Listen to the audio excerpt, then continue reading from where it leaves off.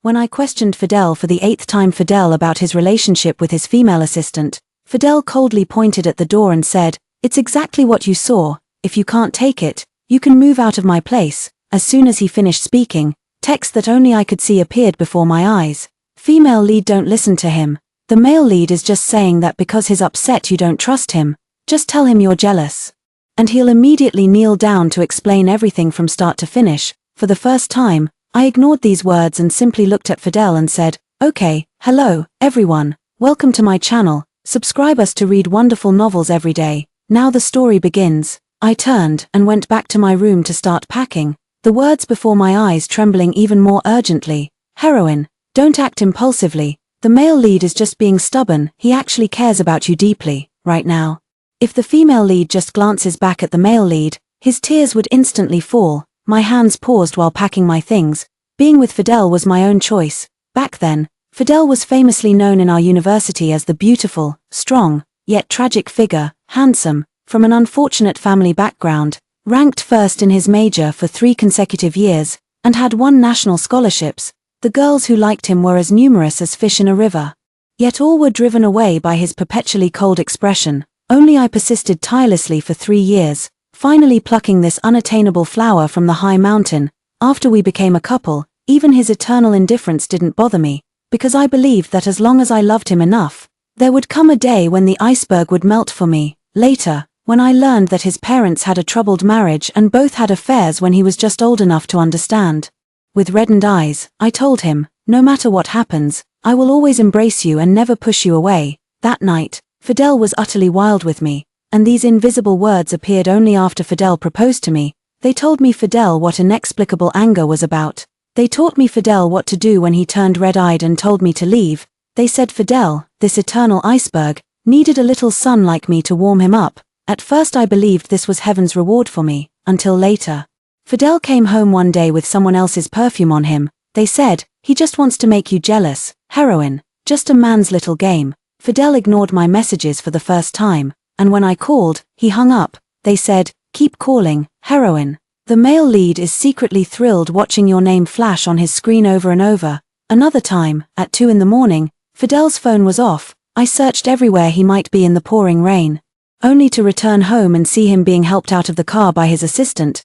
They said, "What's wrong with the male lead? He just wanted desperately to secure this deal and travel the world with the female lead." Finally, today, I couldn't help but ask Fidel again. "Photos of you kissing Angelina were sent to my phone. How do you explain this?" And then, it came to this, me packing my bags here. But actually, this wasn't the first time I'd heard Fidel say something like "get out of my house." After we got married, Fidel's favorite thing to say to me was "get out of my house." He knew perfectly well I had no one to rely on in this unfamiliar city, and that even taking the high-speed train home would take 16 hours. He was fully aware my parents were in poor health, and understood my tendency to share only good news while hiding my troubles. So whenever we argued, he would say this line, and once he uttered these words, no matter how big the issue was, it became my fault.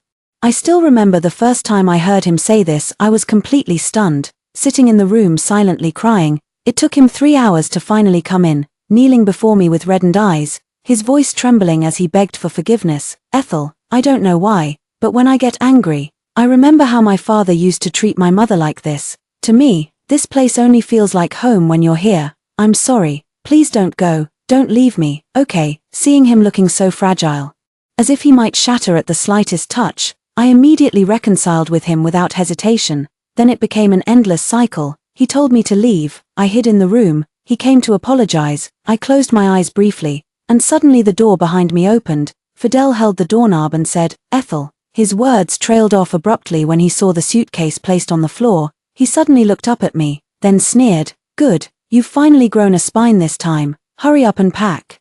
Then get out, don't keep me from sleeping." My body stiffened, but I didn't turn around, only quickening my movements. The words before my eyes surfaced once more, "Heroine, if you just turn back to look at him, you'll see his tears are about to fall." The moment the heroine turns around, the male lead will definitely embrace and kiss her. What follows would be too risque for young audiences. I guarantee the male lead's inner voice right now is, "Please, don't go."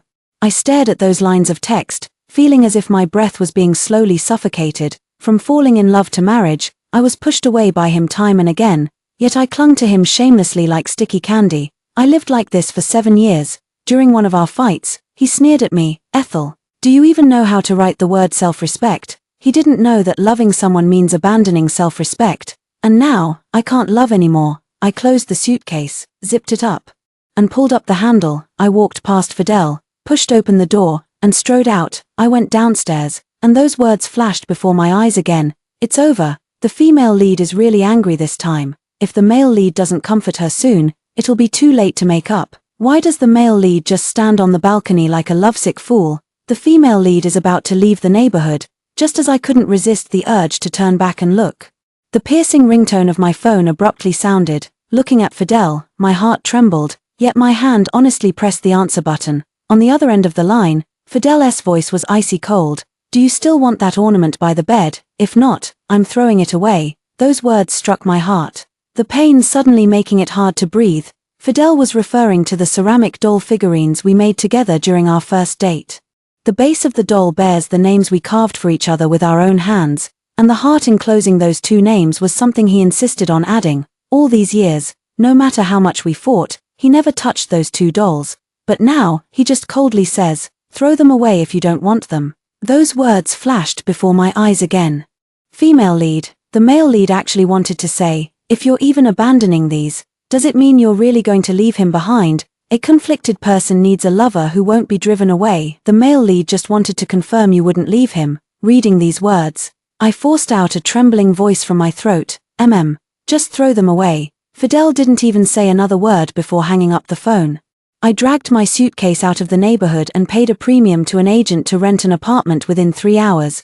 By the time I settled everything, it was already past midnight. I lay on the bed in a daze, experiencing the first night in 7 years without Fidel. When I stepped into the office the next day, I was completely disoriented. As I walked to my seat, I saw a cup of Starbucks Americano on the desk. I turned around, about to ask my colleague where the coffee came from.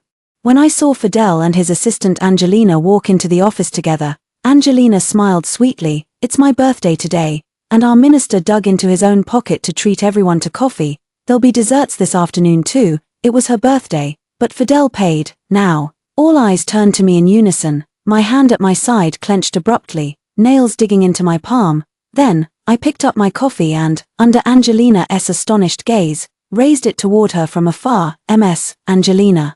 Happy birthday." Angelina was left speechless. Fidel turned to look at me and suddenly spoke up. "Miss Ethel, you were late today. Pay attention to your work performance, don't slack off just because it's menial tasks." At this, the gazes directed at me instantly shifted. They were laced with pity mixed with mockery. Under this shower of stares, I couldn't help but feel embarrassed. But what chilled me more was the coldness in my heart. I forced myself to look directly at Fidel and said, "I've already requested leave from my supervisor last night. There's no need for Mr. Fidel to concern himself." Fidel pressed his thin lips together, gave me a deep look, then turned and left. As soon as he was gone, a female colleague who'd always been at odds with me spoke up. "Ethel, so all that happiness you post about on social media is just an act? Your husband doesn't even have you in his sights. But then again, with his annual salary in the millions now, a mere errand runner like you is indeed reaching above your station." She picked up her coffee with smug satisfaction and walked out,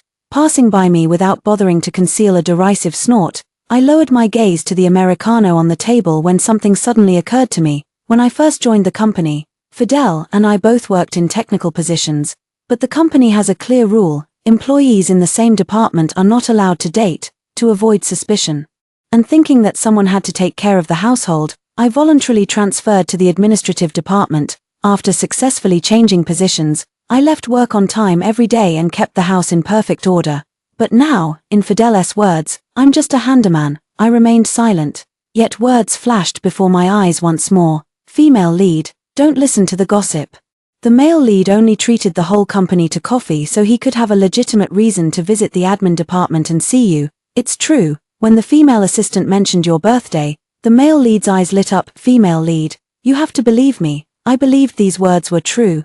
Although Fidel could have come to the administration department openly and honorably, he went out of his way to meet me in the most embarrassing way possible. Yet that suffocating feeling in my heart simply wouldn't dissipate. The entire morning, no matter how hard I tried, I couldn't focus my mind. It wasn't until noon when my supervisor, Sister Lucy, summoned me to her office. As soon as I entered the office, she pushed a document in front of me. The German branch has lost key technical staff who took employees with them.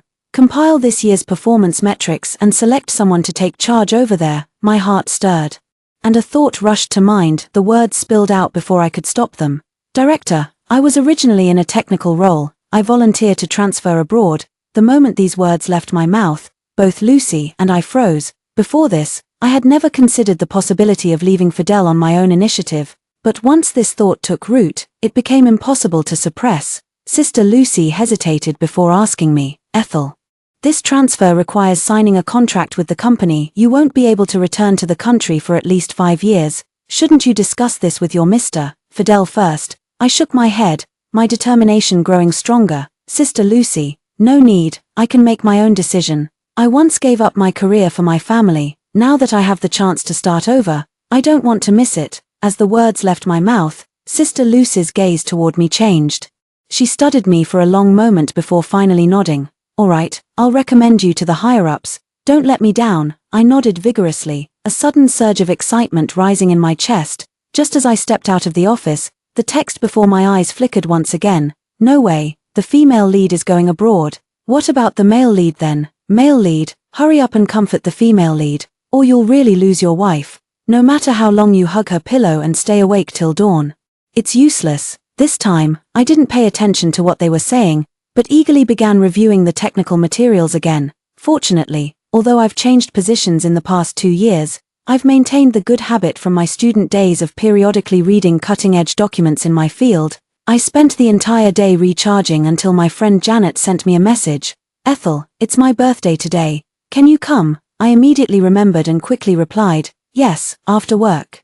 As I stepped out of the company, I saw Fidel's silver-grey Bentley parked across the street. I couldn't help but stop in my tracks as the text before my eyes began flickering again. Female lead, the male lead is here to pick you up. Just stare at him for 2 seconds, and he'll obediently come over. Female lead, don't be angry anymore. He's not worth getting upset over, just a clueless engineering guy. I suddenly stopped in my tracks, only to be jostled from behind. Nearly losing my balance, turning around, I came face to face with Angelina's beaming smile. Sorry about that, Ms. Ethel. I was in a hurry to celebrate our department head's birthday and didn't see you standing here. I was stunned for a moment. Angelina then added, by the way, the minister said he's taking me to Juliet restaurant. I saw you posted dining photos on your Moments. Any recommended dishes? Hearing this, my mind instantly went blank. Because Juliet restaurant is where I successfully confessed my feelings to Fidel. I once said to him very seriously, this is a memorial place that belongs only to the two of us. Even if we break up in the future, you're not allowed to bring anyone else here. And at that time, he answered very seriously, no one else, only you. The heart was suddenly pierced with a sharp pain, and the ache and chill spread outward from that wound. I hadn't yet recovered from Angelina's words when Fidel came charging over, but he didn't spare me half a glance. His dark eyes reflecting only Angelina as he anxiously asked, what's going on? Are you hurt anywhere? What's laughable is that I had clearly decided to go abroad and leave Fidel, yet this scene still made my useless nose sting with unshed tears, unable to bear the ambiguous tension between them any longer. I took half a step back, turned around, and walked away. Meanwhile, the text before my eyes trembled violently. Female lead, don't be angered by the male lead's push and pull tactics. When he saw you get hit, he rushed over without even caring about the red light. Why won't the male lead just speak up when he clearly wants to comfort her? Can't he see the female lead is angry? How could he care about others first? My footsteps grew quicker, the words before my eyes increasingly blurred. Only after turning the corner and losing sight of those two did I finally lean against the wall to stop, roughly rubbing away my hazy tears. Then I cursed myself fiercely. Ethel, you're so pathetic. After calming my emotions, I hailed a taxi and hurried to the address Janet had sent me. When I pushed open the private room door, my 3 friends were sitting there chatting animatedly. Gloria spoke with concern. Do you think Ethel will really come at this hour? She's usually at home cooking for her man. Right, Hilary snorted lightly. The last time we spoke was 2 months ago when she called me asking about a men's aromatherapy product. Definitely wanted to buy it for Fidel. Janet propped her chin on her hand and sighed. I really wish Ethel could come. She missed my last birthday, and this time I even ordered her favorite strawberry cake. Hearing this, My nose suddenly tingled with sadness. These were my 3 closest friends. We used to talk about everything under the sun, sharing every thought. Whenever anyone faced difficulties, the other 3 would immediately rush to their support. I don't know when it started, but my social circle and life began revolving around Fidel. It's as if overnight, the center of my life became solely Fidel. For Fidel, I cancelled girls' nights out, turned down all-night KTV sessions to comfort heartbroken friends, skipped promised annual trips. I took a deep breath, suppressing the stinging in my eyes, forced a smile as I pushed open the door, and presented the gift I'd prepared long in advance. Sorry I'm late, Janet, happy birthday. The 3 of them were overjoyed to see me. Janet waved at me. Come over quickly, we've been waiting for you. You must be tired after a day's work. We ordered lots of your favorite dishes. I moved closer, and amidst the laughter and banter, it felt like I had returned to those carefree days of the past. When it was time to cut the cake, Janet glanced at me and suddenly pulled me to the center. She looked at me earnestly and said, Ethel, I'm giving my wish to you. I hope you'll always be happy from now on. I froze for a moment, but when I met her worried yet encouraging gaze, tears welled up suddenly in my eyes. Ethel, look, even without love, you still have the most precious friendship. I suppressed the burning in my eyes, closed them, and clasped my hands together to make a wish. Ethel, may the coming years be extraordinary, and may you live for yourself 1,000 times over. This evening has been the happiest time I've had in years. I don't have to worry about missing Fidel's messages. I don't have to consider Fidel's cleanliness obsession when having a cream fight with friends. I can drink recklessly, grab the microphone and loudly sing slurred songs to vent my emotions. I collapsed drunk on the couch, and vaguely heard Hillary say, I'll take her home, you guys go ahead. It suddenly occurred to me that I hadn't told them about my fight with Fidel and that we were already separated, but when I regained consciousness, all I heard was Hillary cursing with Chinese expletives, and she even mentioned Fidel's name. I struggled to open my eyes and saw Fidel standing at the bedroom door in his pajamas, and beside him equally disheveled was Angelina. The hot-tempered Hillary was still cursing. Fidel, you looked all respectable making those vows at the wedding. And now you pull this shameless stunt. God, you make me sick. Fidel glared coldly at Hillary as if she were some shrew. As for me, I just stared at the scene before me, my mind completely blank. The text before me is going crazy again. What kind of mess is this? I just asked my female assistant to deliver some documents, and now I've been caught red-handed. Even jumping into the Yellow River couldn't wash me clean of this. It's all that female assistant's fault. She insisted there were important documents. What kind of important documents need to be delivered late at night? Poor female lead, just waking up from a drunken stupor to see this scene. Male lead, hurry up and explain. What good is it to just stare at the female lead with your fists clenched so tight? I followed the text and looked at Fidel, only to find him indeed staring at me. Our eyes met, and he was the first to speak. Ethel, take your lunatic friend and get out of my house. If you want to go crazy, don't do it in my place. A sudden sharp pain pierced through my heart. I forced out the question I most wanted to ask him at that moment. Fidel, don't you have anything to explain to me? But Fidel just gave a faint smile, his tone laced with indifference and mockery. Why should I report to you about what I've done? A bitterness mingled with pain exploded violently in my chest, my heart feeling as if it were being squeezed. The agony so intense my vision darkened and I couldn't catch my breath. This sensation, mixed with alcohol, suddenly made me feel nauseous. I covered my mouth, stumbled to the trash can, and in the moment I looked down, saw a pile of porcelain shards inside.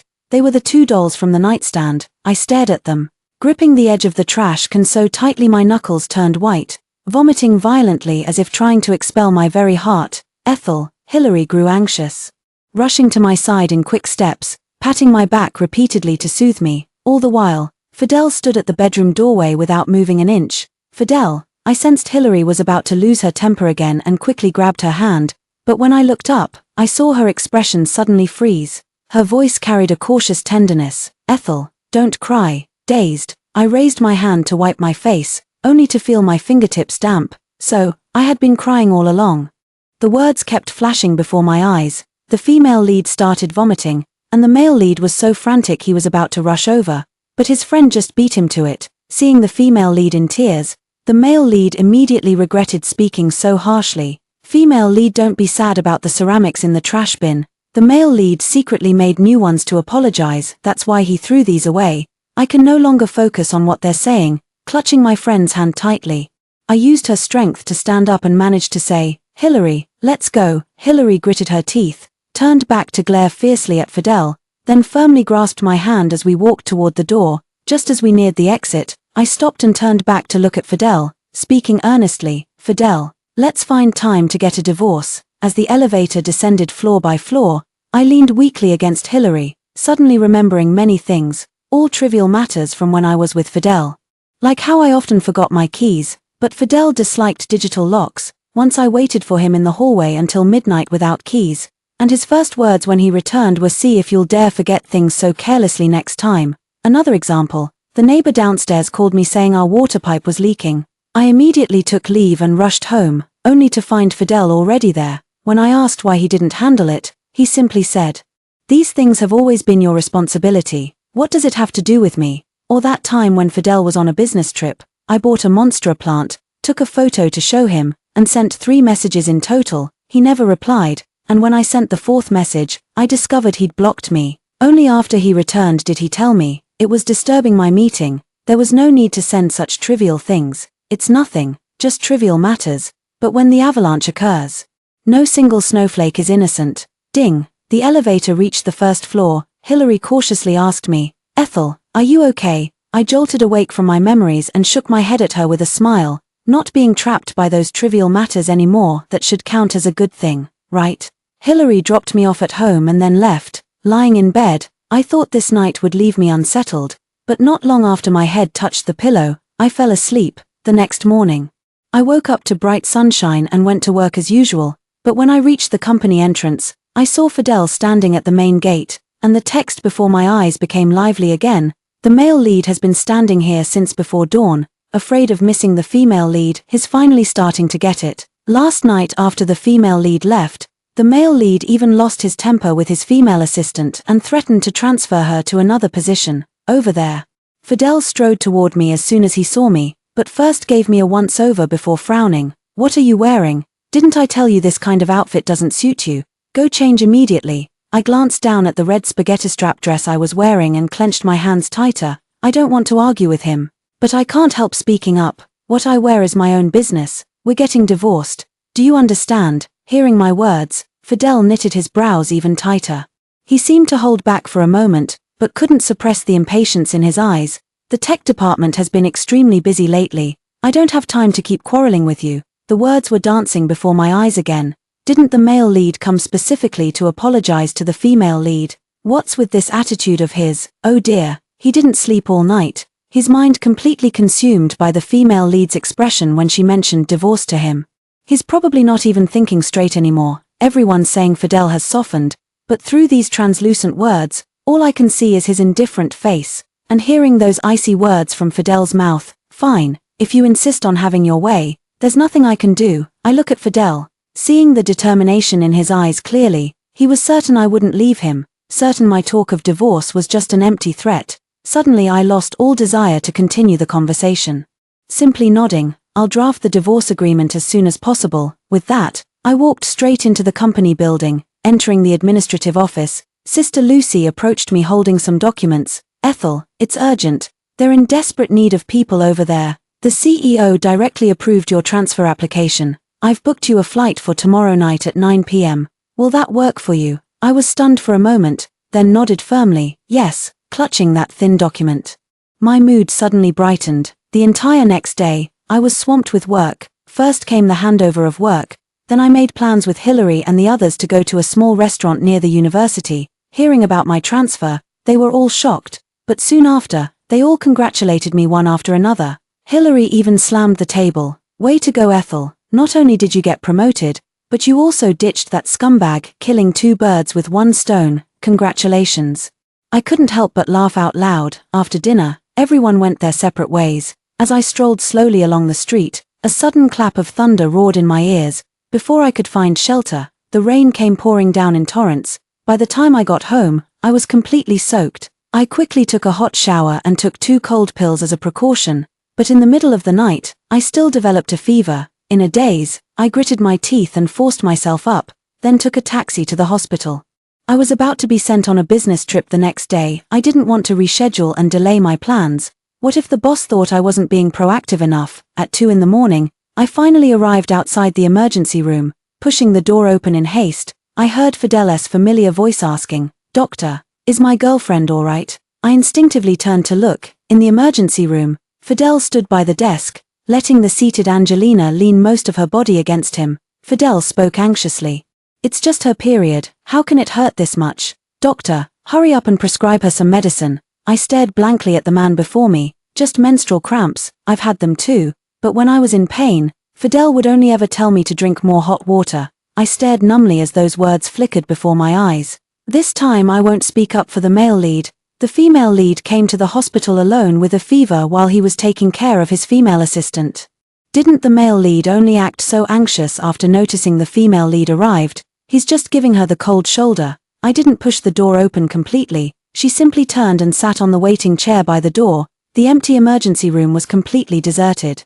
So silent that even the air seemed frozen. After what felt like an eternity, the door to the emergency room opened. Two figures emerged and then stopped right in front of me. When I looked up, I saw Fidel staring straight at me. Our eyes met briefly before he averted his gaze, supporting Angelina as they walked past me without a sideways glance. The nurse then approached me, pressing the thermometer against my forehead. Beep. After checking the reading, the nurse exclaimed, "Good heavens. You're running a fever of 39.5 degrees Celsius. Are you all right?" I tilted my head back and smiled at her. "I'm feeling pretty good." In the midst of this 39-degree fever, I burned away the last shred of hope I had for this man. After that, I got a fever-reducing shot, took the medicine home, and obediently went to sleep after taking it. Perhaps I'm just tough as nails. The next day, my fever actually broke. Looking at the thermometer, I let out a long sigh of relief. Thank goodness. I don't have to change my flight ticket. Then, I noticed the missed calls from Fidel on my phone, 17 in total. Suddenly I remembered, when I was truly angry, Fidel would keep calling to apologize. After getting married, I chose to tolerate many things, and he never made so many phone calls again. I smiled, moved my fingers, and blocked his number. The text before my eyes was rapidly flickering. "No, don't do it, female lead. The male lead parked his car downstairs last night and didn't leave until your room light went out. Though it's silent protection, it's too cruel that the female lead remains unaware." I turned a blind eye to these words and went straight to a print shop to print out a divorce agreement. Over these years, Fidel and I had little to divide. The house was his, the salary was mine, making it all quite straightforward. Next came packing my luggage and contacting the landlord to terminate the lease. It turns out that when someone decides to leave, it can be this simple. After sorting everything out, I carried my suitcase downstairs again, planning to find a courier to mail the divorce papers, only to see Fidel waiting downstairs. He leaned against his silver-grey Bentley, a cigarette between his fingers, something unusual for him, looking haggard and pale. When he saw me pulling the suitcase out, his expression froze instantly, and he urgently began to speak. "Where are you going?" I replied vaguely. "The company sent me on a business trip." He seemed to relax slightly, then said casually, "I happen to be passing by. Let me drive you to the airport." I studied him for a few seconds before nodding. As I got in the car, the text before my eyes was frantically jumping. "Won't the male lead ask a couple more questions? The female lead is on an assignment abroad. It's not something she'll be back from in just 2 or 3 days." He clearly saw that the female lead didn't go to work today and came looking for her, yet insists it's just a coincidence. What's the point of being so stubborn? These words were incredibly stirring, but until the car came to a stop, Fidel never spoke another word to me. At the airport, Fidel even accompanied me all the way to the security checkpoint. I was pushing the suitcase forward when suddenly, Fidel called out to stop me. "Ethel, when you come back, let's visit your parents in your hometown together." I turned to look at him. His expression was calm, as if no conflict had ever existed between us. "Yes, that's right. Every time we had a fight before, we'd always make up within a week at most." He probably thought this time would be no exception, that once I returned from my business trip, our previous confrontations would vanish like smoke in the wind. I watched him quietly as the airport announcement urged passengers to board. "Attention passengers traveling to Berlin, flight DH9755 to Berlin will stop check-in in half an hour." DH9755, the very flight I was about to board. I snapped back to reality, thought for a moment, then took out the file folder containing the divorce papers from my bag and handed it to Fidel. Seeing his puzzled expression as he took it, I smiled lightly and said, "I've already signed it, just send it back to me by email after you sign." With that, I strode toward the security checkpoint. "Goodbye." Fidel, this time, what vanished into thin air was our marriage. After passing through security, I strode forward without hesitation. Then suddenly, Fidel's panicked voice rang out behind me. Divorce papers, Ethel, why are you giving me this? I turned back to see him being stopped by airport security. His slightly reddened eyes filled with disbelief. I forced a smile and stepped into the cabin, leaving his cries completely behind me. After nearly 13 hours of long-haul flight, I finally arrived in Berlin. After resting for a night at the company-arranged accommodation, I immediately threw myself into work. For 3 whole days, I stayed at the company, losing track of day and night, not even sparing a single second to think about Fidel. When I finally stepped out of the company doors again, the sunlight stung my eyes, giving me a surreal sense of having been away for an eternity. As my eyes adjusted to the light, I saw Fidel standing not far away, staring at me with bloodshot eyes. Ethel, I looked at Fidel, momentarily stunned. I thought our next meeting would be after I returned to my home country. As I stood frozen, Fidel strode up to me, his voice hoarse from long travel. Why didn't you tell me you were sent to Germany by your company and can't return for 5 years? Are you starting to lie to me too? I couldn't help but frown. Fidel, didn't you see the divorce papers I sent you? Fidel's eyes grew even redder. He suddenly grabbed my hand with urgency. I never agreed, so this divorce won't happen. I've rarely seen such a shameless Fidel, and for a moment I was at a loss for words. The text before my eyes began to dance again. Is this the male lead's way of chasing his wife? Kinda thrilling. The male lead traveled all this way. He definitely didn't come to divorce the female lead. But the male lead's attitude remains just as terrible. The female lead is no longer falling for it. Reading the last line, the corner of my mouth twitched. Right, Fidel, even if he doesn't want to divorce me, his first words upon seeing me were still accusations that I'd deceived him. Over there, Fidel, not getting any response from me, grabbed my hand and tried to pull me forward. Go file a withdrawal request with the company about the overseas assignment. There are so many people in the tech department, why must you insist on being the hero? I paused for a moment, then forcefully shook off his hand. Fidel, this opportunity was something I fought for myself, and now you want me to withdraw just because you say so? Fidel looked at me, his eyes filled with confusion. What on earth are you thinking? Our matter isn't settled yet. Is it fun for you to hide alone in such a faraway place? Fidel actually thought I was avoiding him. A sudden wave of helplessness surged within me, suppressing the anger in my heart. I told him with forced calmness, signing the divorce papers will resolve everything. Fidel stared at me intensely, blood vessels gradually appearing in his eyes. Suddenly, he asked me, Ethel, when we got married, I said there would be no divorce, only death would part us. Do you know how much I value marriage? So you came up with this way to torment me, is that it? Faced with such an obsessive Fidel, I was at a complete loss. Just then, someone tapped me on the shoulder. Ethel, can I give you a ride today? I turned around and saw my colleague Karen smiling at me. I wanted to leave Fidel quickly, and though we weren't very familiar, I still agreed. Only after getting into the company-assigned car did I finally let out a long sigh of relief. I glanced at the rearview mirror. Fidel was still standing there, too far away for me to make out his expression. I averted my gaze and asked Karen, "Where do you live?" Karen grinned mischievously. "Sis, let's go first. You can just drop me off at the intersection ahead." I was somewhat puzzled. She winked at me. "That guy just now was your ex, wasn't he? I could tell you didn't really want to deal with him, so I casually asked for a ride to help you out." Her sincere attitude actually made me somewhat embarrassed, but I still thanked her. "Thank you." Karen waved her hand. "No problem. I can't stand people who won't take no for an answer." I didn't want to discuss my matters with Fidel too much with her, so I dropped her off at the next intersection as she suggested. Before closing the door, I said, "I'll bring you coffee tomorrow morning. Thanks for helping me today." Karen didn't refuse either. Waving at me before leaving, I returned to my place, massaging my slightly throbbing temples, then went to the bathroom to run a bath. The water was halfway filled when my phone rang. I glanced at it and answered. "Mom, what's up?" "Ethel, your father and I came to visit your city for vacation. Why is there a strange woman in your and Fidel's home?" My heart tightened as I watched the rising water level. I closed my eyes briefly. "Mom, there's something I haven't told you. I'm planning to divorce Fidel. I've already signed the divorce papers and am still negotiating with him." There was a long silence on the other end of the phone before my mother finally spoke.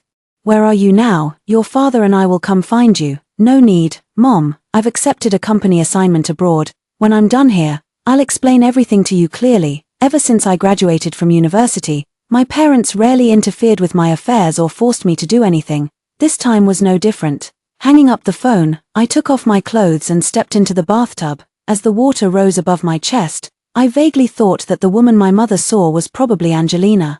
Fidel was here saying he didn't want to divorce me, but then he let Angelina move in. A hint of sarcasm flashed in my eyes, and I let myself sink a little deeper. New text flashed before my eyes again.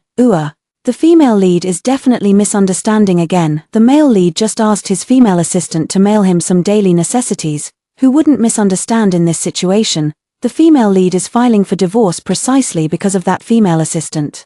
Now the female lead's parents will probably be disappointed in the male lead too. I was hoping they could mediate. I closed my eyes, not wanting to receive any more of this information. My parents aren't the old-fashioned type, and there's no way they'd forbid me from getting a divorce. If they knew I was wronged, they'd only tell me to divorce Fidel as soon as possible. That night, I slept very soundly. When I woke up the next day, it was already drizzling outside.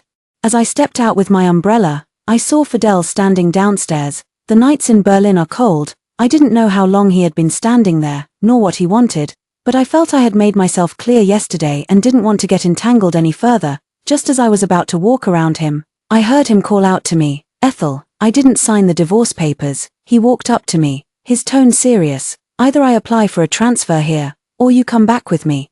Even if I truly made a mistake, you should at least give me a chance to correct it." My throat suddenly tightened. I looked at him and slowly spoke. "Fidel, didn't I give you a chance? Angelina showed up at home that time I asked you to explain. Do you remember what you said? You just threw away those ceramics like that. Did you ever consider how I'd feel?" Fidel frowned. "I've told you many times, our relationship is strictly professional. I did throw away those ceramics.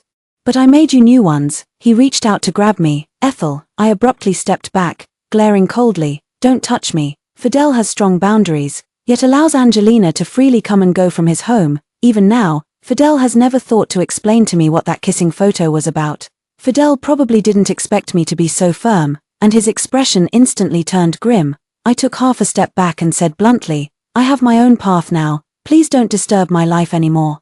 Fidel also grew angry, staring at me coldly. "Ethel, I've already come to apologize to you. What more do you want? As long as I don't sign the divorce papers, we'll still be legally married when you return to the country." I glanced back at him, my voice turning equally cold. "Fidel, how is the way you and your dad are dragging your mom through this non-divorce any different from what you're doing now?" Having been married for years, I knew exactly how to wound him most deeply, by now.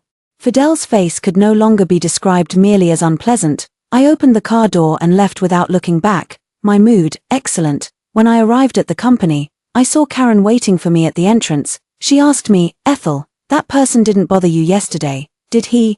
I looked at her genuinely concerned eyes, and my heart warmed. I handed her the coffee I was holding. "Don't worry, I can handle it." After saying these words, the text flashed before my eyes. "It's over." The female lead is now using the word handle to describe her attitude toward the male lead. It seems she's really given up on him. Poor male lead swallowed his pride yesterday and asked around just to find out where the female lead lives, only to get his heart stabbed first thing in the morning. The male lead knows he made a mistake. The female lead should give him another chance. I ignored them and walked straight into the company. When I saw the person sitting not far from my desk, I couldn't help but freeze. That person looked up at me, revealing two prominent canine teeth, and waved. "Ethel." Surprise, surprise, more like a fright, if you ask me. As the only son of the company's chairman, I don't know why Luke is here. Thinking this, I also asked, "Why aren't you staying in the country? What are you doing here?" Luke replied openly and frankly, "I've finished my master's degree, and my dad wants me to gain some experience abroad. It just so happens there's a problem here. If I handle it well, it'll add a lot to my resume." He said with a smile, "My dad knew you were here, so he felt at ease letting me come." Before I could speak, I heard Karen mutter softly behind me, "So the Crown Prince is here." Luke, I don't know if he heard it or not, but his expression didn't change much. I didn't think much of it and just said, "I remember you majored in finance in college. Analyze the data from the past 3 months first."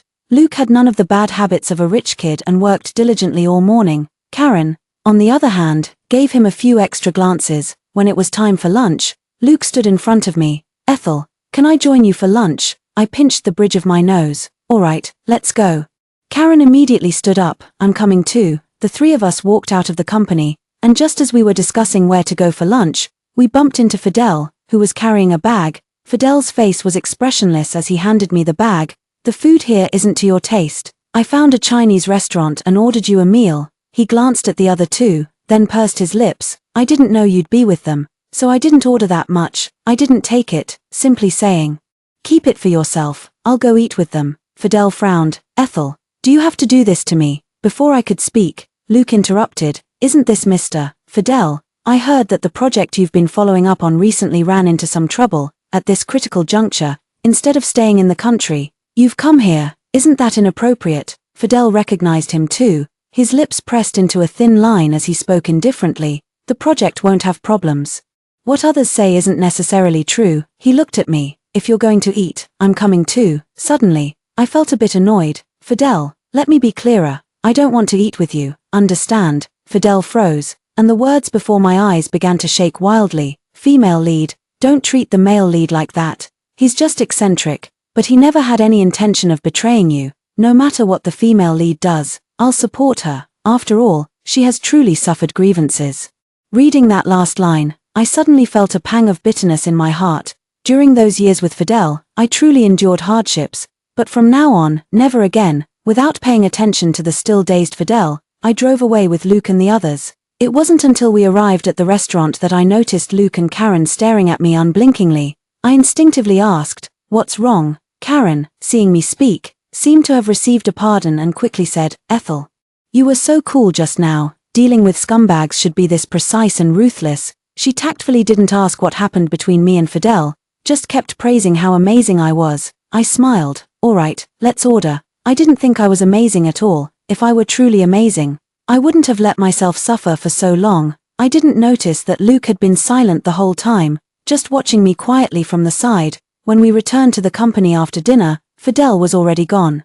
I had always been obedient to him, so speaking to him so harshly was a first for me. If this is what it takes for him to finally understand that I truly want nothing more to do with him, then I don't mind doing it a few more times. For the next few days, I didn't see Fidel again. Probably went back to his home country. I inexplicably felt a sense of relief.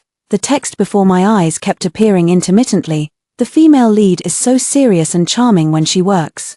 I saw that Karen glancing at her several times. Is the female lead going to become a career-oriented strong woman and completely let go of the male lead? The female lead shine alone, no objections accepted. As for these discussions, I just laugh them off. After a peaceful month like this, I received a message from Angelina, MS, "Ethel, could you please unblock Mr. Fidel? It hurts to see him calling non-stop every night." I lowered my gaze at this message, then promptly added her number to the blacklist as well. Whatever Angelina is planning, or whatever Fidel is doing, has nothing to do with me. But I never expected my peaceful days to end so abruptly with this message from Angelina. Seeing Fidel and Angelina standing before me with their luggage, I found it hard to force a smile. Angelina handed me a document. MS, "Ethel, the company is considering adding another production line in Germany. We're here specifically to assess the situation." I looked at the document bearing the official seal and, without further questions, took them straight to the office. "Mr. Fidel, this office happens to have 2 desks, which should be enough for you and your assistant." Fidel clenched his fist and said in a low voice, "I never said to arrange her in the same office as me." Angelina's face immediately darkened. I smiled and said, "Sorry, there are no other offices available. Back in the country, you shared an office with MS, Angelina. There's no need to make exceptions here." My undisguised mockery made Fidel visibly uncomfortable. I don't know what crossed his mind, but he suddenly looked at me and asked, "So, you've been jealous about this before too?" He was utterly perplexed. "Why didn't you tell me if you were jealous?" I looked at his furrowed brows and suddenly felt a wave of nausea. "Mr. Fidel, we're no longer married. Please mind your words. I don't want to bring up the past anymore. I hope we can just be colleagues from now on." Fidel's gaze darkened. Before he could speak, I turned and walked out of the office without hesitation. Since we both had work to do, Fidel and I didn't have much interaction throughout the day. By the time I finished work, Fidel's office lights were already off. I rubbed my stiff neck, about to head home. As soon as I reached downstairs, I heard a low sob. I instinctively turned toward the source of the sound. It was Angelina and Fidel. Angelina was covered in tears, while Fidel stood there with a deep frown. I was about to leave when I heard Angelina's pleading voice. "Fidel, I'm pregnant with your child. You can't just abandon me." I didn't listen further and quietly left that place. The text before my eyes flickered wildly. What? The male lead got someone else pregnant. Then what about the female lead? It seems the female lead was right not to forgive him, otherwise, the male lead would definitely continue to cheat. There must be a misunderstanding. The male lead would never betray the female lead. I started the car, not letting these words affect my mood in the slightest. I just thought about Fidel's expression just now. He clearly looked very impatient.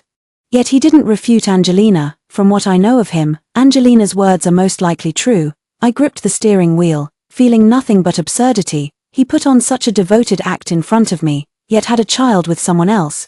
These thoughts flashed through my mind, leaving no trace behind. I took out my phone and dialed Hillary's number. After a while, the call was answered. Ethel, what's wrong? Staring straight ahead, I asked her. I printed the divorce papers earlier. But Fidel refused to sign. I hadn't even finished speaking when Hillary exploded. What does he mean? Does he seriously have the nerve to say he doesn't want to divorce you? I smiled casually. He probably means that. I want to know how to get this divorce done. Hillary asked directly. Do you have any evidence of his infidelity? I thought for a moment and said, I have a photo of him kissing someone else. Hillary was silent for a moment, then asked, and, is that all? I felt a bit awkward. No, that's it. Does this not prove he cheated? Hillary took a long while before responding. Send me the photo first. Let me take a look. Alright, I'm driving right now. I'll send it to you later. When I got back to my place, I immediately sent over the photo I had received back then. Before long, Hillary video called me. Ethel, who sent you this photo? I didn't know what she was trying to do, so I answered honestly. It was Fidel's female assistant. Hillary frowned tightly. This photo is doctored. According to software restoration, they were just standing close to each other. I was stunned. The text before my eyes suddenly became agitated. I knew the male lead would never betray the female lead. It's all that scheming green tea assistant's fault. No wonder the male lead was so furious. He was truly framed. Even if the photos were fake, the assistant is indeed pregnant with the male lead's child now. I quickly asked Hillary, one more thing, today after work. I heard Angelina say she's pregnant with Fidel's child. Hillary's eyes widened instantly, and it took her a long time to blurt out, that bastard, Fidel. Ethel, wait for my news. I'll find someone to investigate that female assistant's medical records. As a lawyer, Hillary had a wide range of connections, so this was no problem for her. After ending the video call, I let out a heavy sigh. I couldn't help but ask myself, if I had known then that the photo was doctored, would I still have stayed with Fidel until today? The answer is, yes. I no longer wanted to endure his indifference, nor could I bear living without a sense of self. Even without Angelina, other things would have revealed our incompatibility. I'm quite content with my life now, and I don't want to go back to the past. I pushed aside the chaotic thoughts in my mind and only then noticed an unfamiliar number had sent a message to my phone. Ethel, let's go to the Brandenburg Gate tonight. Last time you proposed to me, so this time, give me a chance. Okay, I lowered my eyes and smiled. The Brandenburg Gate, that's where I had proposed to Fidel. I flexed my fingers, staring at this message brimming with pleas for reconciliation, and typed out a line, no need.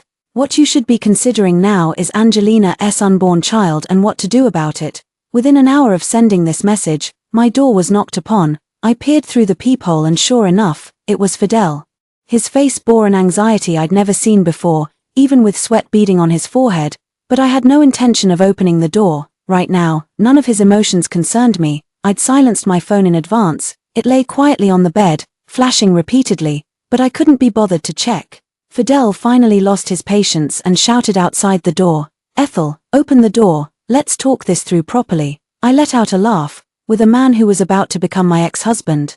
I really couldn't think of anything we had left to discuss. Fidel's knocking grew heavier and more frantic. Frowning, I picked up my phone, hung up on his call, and dialed the number of the person in charge of the homeowners association. Someone is knocking on my door harassing me. I need security to intervene. The response came quickly, right away. In less than 3 minutes, Fidel was escorted away, and silence returned to the doorway. As for how to face him at the company tomorrow, I doubt he'd confront me in front of the entire branch office staff. After all, his affair with Angelina was a scandal, and if it got out, he wouldn't come out looking good either. At night, the group chat with Hillary and the others kept buzzing non-stop in our 4-person group. Janet, Ethel, what's going on? Are you okay over there? Fidel is sticking to you like a piece of stubborn plaster. Gloria. I happen to have a fieldwork location that's still undecided recently. Do you want me to come to Germany to keep you company? Ethel. Janet, Ethel. Don't be sad, it's just a man. During college, Hillary and Gloria, one a lawyer and the other a painter, had already chosen their majors early on. Both of them entered society ahead of schedule, and in the dorm room, Janet was always the one who stayed by my side. She knew best how much I liked Fidel. That's precisely why she fears most that I might not move on. I replied to their messages with a smile. I'm fine, just a worthless ex-husband. At Gloria, no need, I have my own work here, and I'm afraid I wouldn't have much time to spend with you if you came. Seeing that my tone was normal and I could still send memes, they finally felt relieved. After chatting with them, I put down my phone and immediately fell asleep. But unexpectedly, I started dreaming. I dreamed about my university days with Fidel. Back then I was utterly infatuated with him, so much so that even distributing flyers with him under the scorching summer sun felt delightful. By the time we'd handed out all the flyers, I was drenched as if fished out of water. Fidel took the 80 yuan part-time payment from our boss and immediately took me to a bubble tea shop, ordering the most expensive drink on the menu, 32 yuan. I wanted to stop him, but he turned to me with a cold expression. Ethel, I agreed to be with you, not to make you suffer with me. When I woke up, I couldn't help but shake my head as I recalled the dream where we shared a cup of milk tea. Some people and some things are better left in memories. After all, when I think of Fidel now, I can't recall a single good memory, only the dullness I dislike. After arriving at the company, I started working as usual. Before long, a tall figure stood in front of my desk. I looked up and met Fidel's intense gaze, smiling as I asked him, Mr. Fidel, is there something you need? Fidel felt the gazes around him and whispered, let's talk outside. I didn't move, instead raising my voice, Mr. Fidel, this isn't appropriate, is it? We're already negotiating divorce proceedings. What do you mean by always coming to see me like this?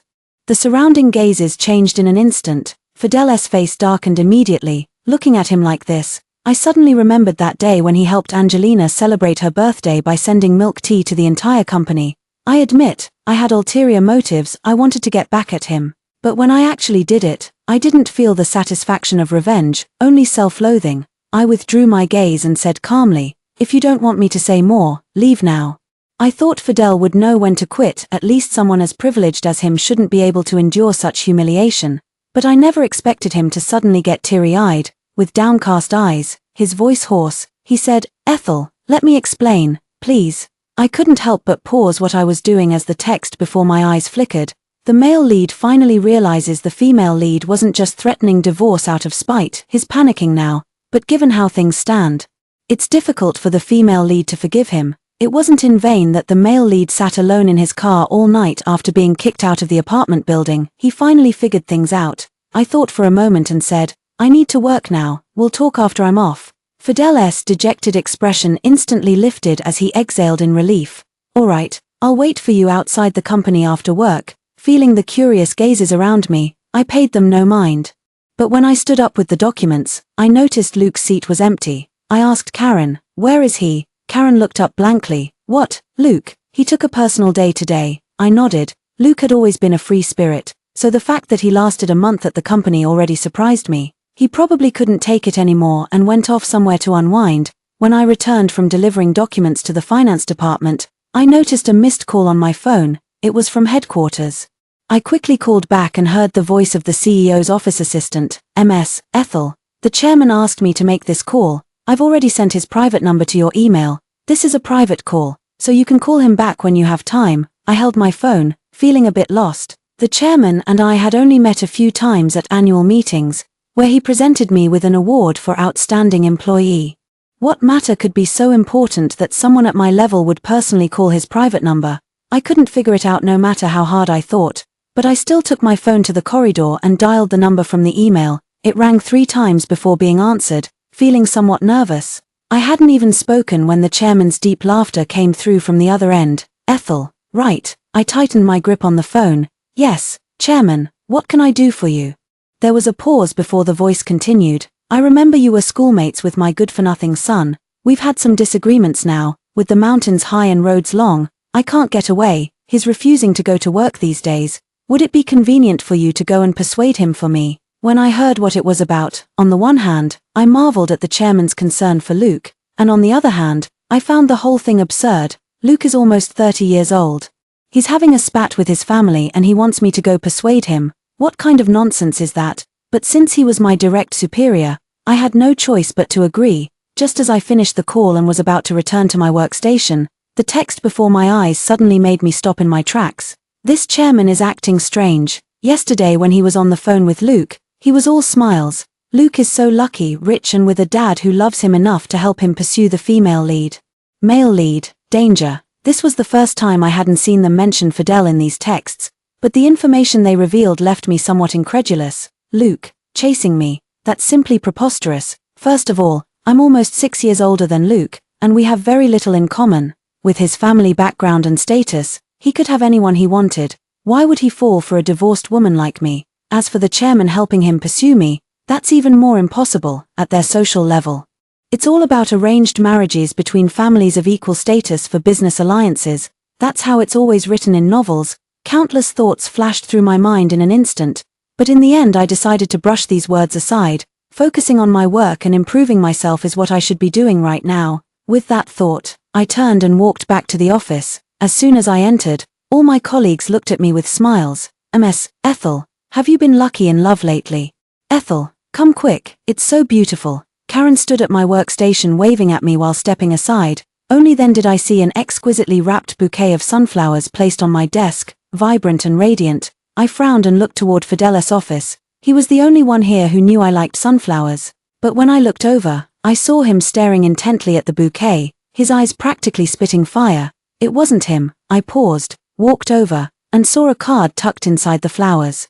The flamboyant handwriting on it contained only one line: "Honor today, await tomorrow, celebrate your freedom." Signed, Luke. I pulled out the card and casually tucked it into my notebook. Karen looked at me with a smile, gossiping. "Ethel, which handsome guy sent you this?" I shot her a look. "I don't know. Don't ask so many questions. Get back to work." She stuck out her tongue and obediently returned to her workstation.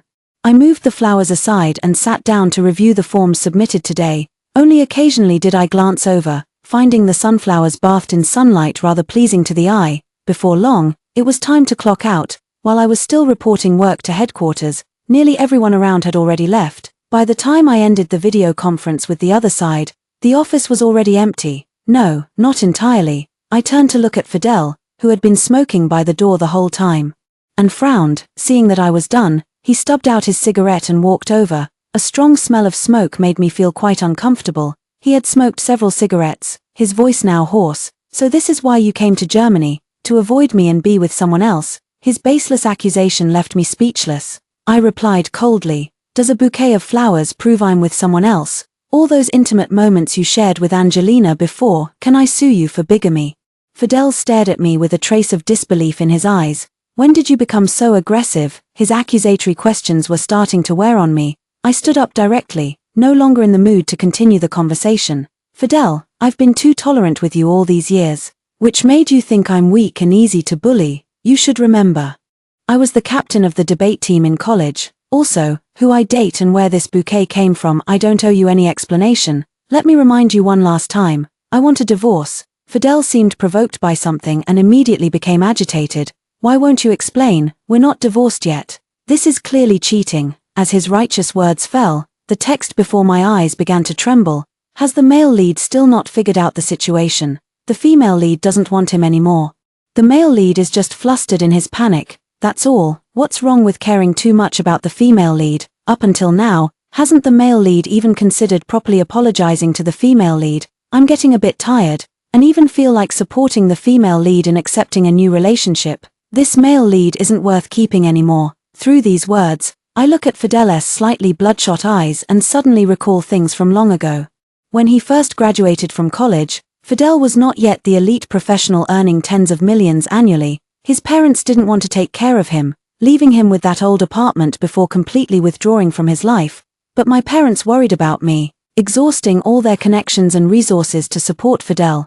Back then, Fidel and I rarely spent time together. Whenever we met, he was either busy with exams or talking about work, and so there appeared around me some people ready to take advantage of the situation. Some of them knew I had a boyfriend, while others didn't. Just as they were pursuing me fervently, Fidel arrived. He waited for me at the school gate, holding sunflowers even larger than today's bouquet. At our first meeting, he said nothing and kissed me directly. He said, "Ethel, Wait for me a little longer. I'll rise to a position higher than all of them and give you happiness. Though I never thought of betraying him, his words still made me happy. Later, I waited and waited until he joined the elite ranks, until he stopped coming home at night. I waited for him, got to know Angelina, and had a child with her. Thinking back, it all just seems somewhat ridiculous now. And now here stands Fidel before me, accusing me of infidelity, even more absurd. I lifted my chin and gazed at him coldly. Then go ahead and sue me, it'll just speed up our divorce process, anyway. Your house is yours, I don't want it either. A clean break suits me just fine. Fidel's pupils contracted, his chest rising and falling twice as if at a loss for words. Looking at him was like seeing my former self, the same helplessness, the same incredulity, the same heart-wrenching pain. Turns out the saying what goes around comes around can actually come true. I smiled, pushed him away, and quickly walked off. When I returned to the apartment, Luke was waiting downstairs. He drove a dark red Maserati sports car, flashing me a radiant smile. Ethel, do you like the gift I got you today? I glanced at him and said coolly, how did you know I like sunflowers? And you took the whole day off just to bring me flowers? Luke's face immediately fell. He said helplessly, it's after work hours now, you're no longer my boss. Can't we just interact as friends? I replied casually, even if I'm not your boss, I'm still your senior and elder. Asking a few questions isn't too much. Luke frowned almost imperceptibly. He said, calling you senior is fine, but elder is pushing it. You're only 6 years older, how does that make you an elder? I was about to say more when he raised his hand to stop me. Alright, let's not talk about this anymore. The night is beautiful tonight. Would you like to go for a ride with me? I glanced at the bright stars above and found myself genuinely intrigued. The text before my eyes swayed once more. Alright, this is the vibe, this guy really knows his romanticism. Isn't this inappropriate? The female lead gets into another man's car before even divorcing the male lead. Considering the male lead already has a child with someone else, I support the female lead. I thought for a moment and said, sure, I'll drive. Luke paused, surprised, not taking my car. I smiled at him, sorry. But I only feel safe when I'm the one holding the steering wheel. In the end, Luke and I drove off from the apartment in 2 separate cars, one following the other. Watching Luke following steadily behind in my rearview mirror, I subconsciously wondered, how should I turn him down? After all, I have little interest in a man 6 years my junior. Moreover, Luke comes from a completely different background than mine, and I have no intention of accommodating or compromising. We were birds destined to fly in different directions from the start. Forcing either to abandon their ways would only breed discomfort. We aimlessly wandered in circles through the streets, until Luke texted me, Ethel, there's a street of pubs ahead, wanna have some fun? I glanced at the brightly lit street ahead and replied sure. After parking the car, Luke walked over from behind and said to me, Ethel, how's your alcohol tolerance? The beer in Berlin is pretty strong. I thought for a moment, back when I was in the technical department, I had also attended social gatherings. I could down an entire bottle of Baijiu at 40 to 50 proof, so my alcohol tolerance wasn't exactly poor. I nodded at him, and then he chose a bar. After we were seated, he ordered a whole series of drinks and snacks from the digital menu. Ethel, the garlic pear chicken here is quite good. You'll definitely find it delicious. Before I could respond, I heard Fidel's voice beside me.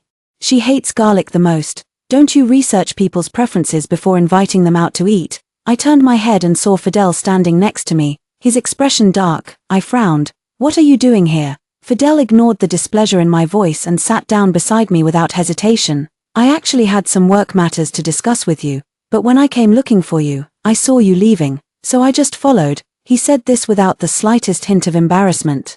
Sitting in the same casual manner as he used to when we were dating, his long arm rested on the soft leather sofa behind me, exuding a possessive stance. Once when we went out together, his friend even teased him, she's right under your nose. Are you still afraid Ethel will run away? He said, force of habit. But now, I really dislike this habit of his. I looked at him coolly. Please move your hand away. Fidel stiffened, staring at me without moving. I met his gaze unwaveringly.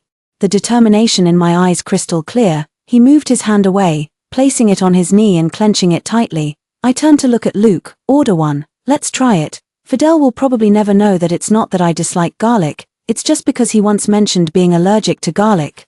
So I avoided it for a long time, now that I don't have to consider him. Naturally I can try anything. Luke was still hesitating, but upon hearing my words, he casually ordered a portion. He flashed Fidel a challenging grin, his canine teeth looking particularly formidable. I curled my lips and smiled as well. Since Fidel was asking for trouble by butting in, he shouldn't blame me for not sparing his dignity. Just at that moment, Luke chimed in. Mr. Fidel, tonight I'm only treating Ethel. You're paying for yourself. Fidel's hand clenched tighter. Yet somehow he remained seated. I couldn't understand what he was thinking. The text before my eyes wavered. The male lead really doesn't want to give anyone a chance to get close to the female lead. Even after the male lead has humbled himself like this, the female lead still won't forgive him. Female lead, good for you. Pay him back for all the grievances you suffered. Female lead, he didn't care when he was the only one. Now that he's jealous, it's too late.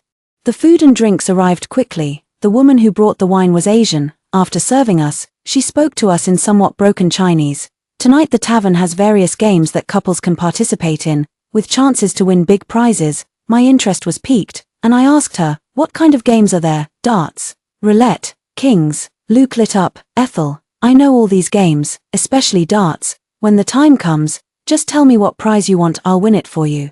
The woman delivering drinks smiled. Have fun, you three. After she left, Luke looked at me eagerly, trying hard to promote himself. Ethel, I think I know this dart game. The man and woman go up together. The man is blindfolded, the woman gives directions, and if you hit the target, you score. Let's go together later, we're sure to win. Fidel chimed in coolly from the side. Mr. Luke seems quite knowledgeable about the world of entertainment. Luke paused, then laughed with unapologetic confidence. Of course, youth should be spent having fun, far better than some old fools who only know how to play with people's feelings. Fidel's gaze instantly turned dangerous, his fingers on his knees clenching until the knuckles turned white. Luke, impatient, I didn't mention any names. Why are you so angry? Luke had the lazy demeanor of a playboy, making Fidel feel like his punches were landing on cotton.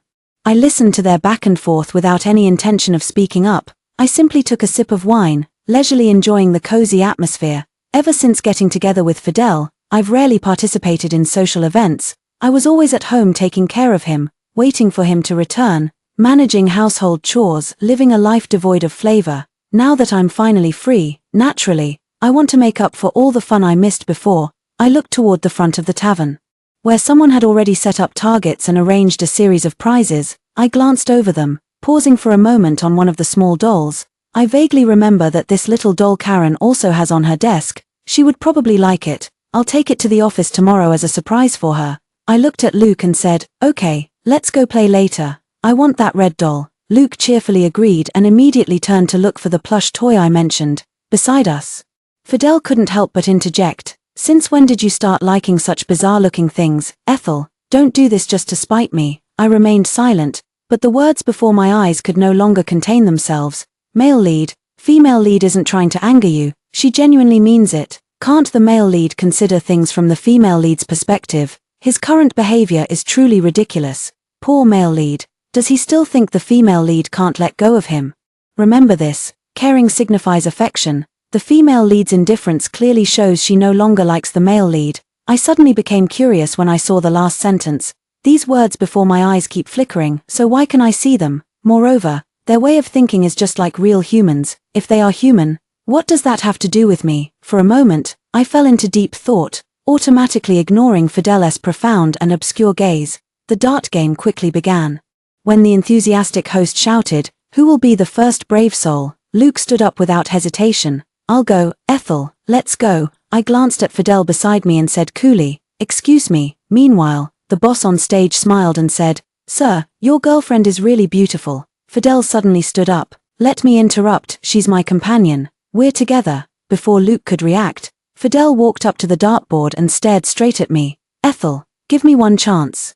If I don't win what you want, I won't bother you again." I looked at Fidel in surprise. During all these years I've been with him, he rarely had any recreational activities. As for childish games like darts, he hardly ever touched them. So where does such confidence of his come from? However, his ceasing to bother me was exactly what I needed. I thought for a moment, then looked at Luke. "I'll go with you later. I'm quite interested in the terms he proposed." Luke laughed happily upon hearing this. "Good, I'll wait for him to lose." The way these youngsters were so competitive made me want to laugh. I stood up, walked over to Fidel, and blindfolded him. The boss handed out 3 darts while explaining the rules. The target will move later. The lady can use any method to indicate the direction. You must hit the target with all 3 darts to choose a prize. If all 3 darts hit the bullseye, you'll win the grand prize, $5,000. I nodded to show I understood the rules. At that moment, the blindfolded Fidel suddenly spoke in a low voice. Ethel, for you, I won't lose. I felt dazed, remembering there had been such moments before, when he'd also whispered sweet nothings, but times have changed, and hearing such words now leaves me completely unmoved. With the target fixed, I casually said, southeast. Fidel suddenly clenched the dart in his hand tightly. A rough direction, he seemed unsure how to pinpoint it. He finally understood why I had come up. I just wanted to make him lose. He gripped the dart tightly, his fingertip accidentally brushing against the sharp tip, drawing a drop of blood. He let out a bitter laugh. Are you really that unwilling to acknowledge me? Do you really want me to completely disappear from your world? But Ethel, I won't lose. Hearing his words, a strange feeling suddenly welled up in my heart. But the next second, Fidel raised his hand and threw the dart straight at the target. Hit. I immediately frowned. And the text before my eyes flickered. No wonder he's the male lead. He's got some skills. For the female lead, he's giving it his all. Great. He seized the 1/3 chance. He can do it the next 2 times as well. Female lead, please stop tormenting him. Just give him one more chance. The target moved again. After a moment of silence, I said calmly, the west. This time it was even more vague. Fidel pursed his thin lips tightly, the corners of his mouth drawn straight. But soon, the dart was thrown again, another hit. This time, not just me, but even the drinking customers below started shouting curses, suspecting foul play. Seeing this, the boss quickly stepped forward. We need to inspect this gentleman's blindfold. I took a step back. Of course, go ahead. Even I suspected Fidel of cheating, so it's perfectly normal for others to have the same doubts. Soon, the boss personally put a blindfold on Fidel. Perhaps his reputation in this area was excellent, and with that, no one made any more accusations. Everyone was intently watching Fidel, also awaiting my final directional guidance. I glanced at the target standing directly ahead and deliberately called out the opposite direction. Southwest. Fidel paused. Then turned toward the direction I indicated. I couldn't help but breathe a sigh of relief. The dart slipped from my hand again, flying toward the empty space ahead. Clink. To my utter disbelief, the dart actually hit the wall and bounced off, hitting the target right next to it. The tavern fell silent for a moment, then erupted in thunderous cheers. They no longer doubted Fidel, instead attributing it to mysterious Eastern power. Only Luke shouted loudly, "How the hell is this possible?" The cheers proved everything. Fidel removed the pure black blindfold, his eyes seemingly glowing faintly. Ethel, even the heavens want us to be together. The cheers from the tavern sent shivers down my spine. I faintly heard someone say, what a romantic love story. For a moment, I gazed at Fidel, my mind growing strangely unsettled. Meanwhile, the text before my eyes seemed to pulse with life. This is the male lead for you, even things he's never done. He does so perfectly, come on. It's not like he's never done it. While the female lead was waiting for him at home, he'd taken his assistant out to play multiple times. Don't expect any protagonist halo for the male lead. I the female lead am the true main character of this book. Ethel, Ethel. A violent shaking snapped me out of my daze. I saw Luke gripping my arm tightly, his face full of anxiety. I instinctively asked, what's wrong? Luke looked at me nervously. You suddenly stood here motionless just now. And no matter how I called you, there was no response. Ethel, are you okay? I was about to speak when Fidel interrupted, pushing aside Luke's hand with a cold tone. Luke, she's mine. Watch your behavior. His tone was full of certainty and arrogance, as if he had gained some sort of leverage. Was it because of that gift? I frowned, ignoring his words, and looked at Luke. I'm done with him. I want that red doll, you help me win it. Luke rubbed his hands eagerly, of course. Fidel's face instantly darkened. He looked at me as if I were some heartless betrayer, but I didn't look at him again. The text just now told me that his proficient dart skills were honed through practice with Angelina. How could I possibly want such a person to give me gifts? Amid the boss's laughter, I casually chose the prize Fidel had won. Then I started a new round of games with Luke. Fidel stood gloomily beneath the stage, watching as I repeatedly gave Luke directions. Far more accurate than the ones given to him. This made the others look at us with knowing glances. They were probably no strangers to, and even delighted in, the drama of 2 men vying for 1 woman. After finishing the game with Luke, I got the red doll as I wished. I smiled and nodded at Luke, saying, thanks. Luke glanced at Fidel, then walked off like a triumphant general with his head held high. Mr. Fidel. Sometimes skill isn't enough, it all comes down to whether someone's willing to give you a chance. Fidel clenched his fist, the chill in his voice enough to freeze a person solid. Luke, if only your professional skills were as sharp as your tongue. Luke shrugged indifferently. I don't care. I've got plenty of money to hire professionals like you to work for me. A remark that hit the nail on the head instantly made Fidel's expression turn cold. He couldn't help but look at me. And I met his gaze calmly. Let's call it a night. I'm going home, Fidel quickly said. Let me walk you. No need, I have my own car. Probably the repeated rejections had wounded his pride too deeply. As he spoke through gritted teeth, Ethel, you just promised me. I raised an eyebrow. What did I promise? You were the one who said you wouldn't bother me if you lost. But I never said I'd accept you if you won either, so. Whether you disturb me or not doesn't change the fact that I'm rejecting you, does it? With that, I walked straight toward the tavern door without a moment's hesitation. I slept peacefully through the night. I arrived at the office very early the next day and placed the red plush toy on Karen's desk. I casually snapped a photo and sent it to her. As expected, I received a 60-second voice message from her.